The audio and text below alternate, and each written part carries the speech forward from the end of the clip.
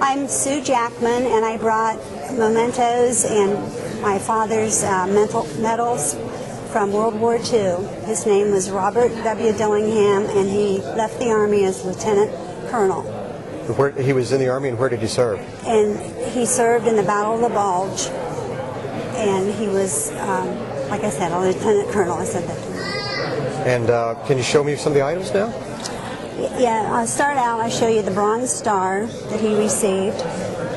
And what did he do to receive this, do you know?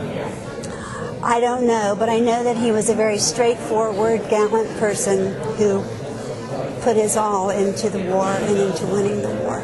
Did he talk much about the war with you? No, he didn't. That was one of the big disappointments. As a child and a young woman, I wish that I had tried to encourage him to talk about it, but he was kind of the strong, silent type anyway, and I think he had very sad memories of the war, losing many of his men. And is he deceased? Yes, he is. When did he die?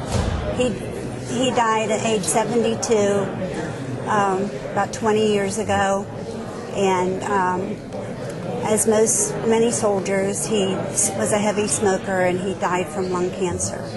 Let's show us some of the other things you have here.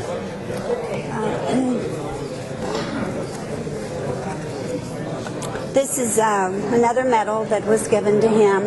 It's the World War II medal. And then in here, I just have some of the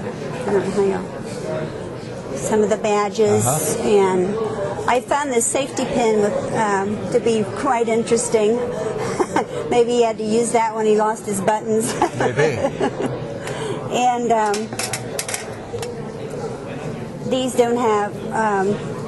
He was in. He was in artillery. He was in artillery, right? 770. And I remember when we followed my father around, my mother and my two older sisters and I can remember going back into the boondocks, wherever they were, in Oklahoma and Texas, and listening to them fire the cannons, and being so kind of afraid, but yet not having a clue as to what all this meant. When he was in Paris, he got really bored. I have every letter that he wrote my mother from Paris. And he did go around and sightsee some. Here's some of that's Napoleon's casket. And these are small photographs of, there's the Ark. And this thing, I'm not sure, is some kind of a brochure from a club, I think. I see. And I think that's about. And then he had a phrase book in French. I never heard him speak French, but it probably was really butchered up. And these are colorful. Yes, these are handkerchiefs that have weathered through all the years. And he sent a different one to Mary Kay, one to Anita, and one to me. How old were you at the time? I was born in 1940, so I was just a little mite. This is Eiffel Tower. Well, that's very interesting. Here's Notre Dame. He was always thinking about us. Must have been tough to be serving with the family at home and young children. Must have missed him terribly.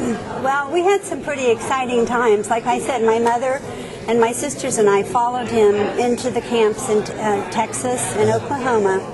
And because they had a family, they always were able to get a larger home. One home we had was kind of isolated, huge farmhouse, and my father's friends who would, and their wives would come and spend the weekend with us. And of course that was always fun for everybody to get away and be out. And we were kind of a favorite place for them to go.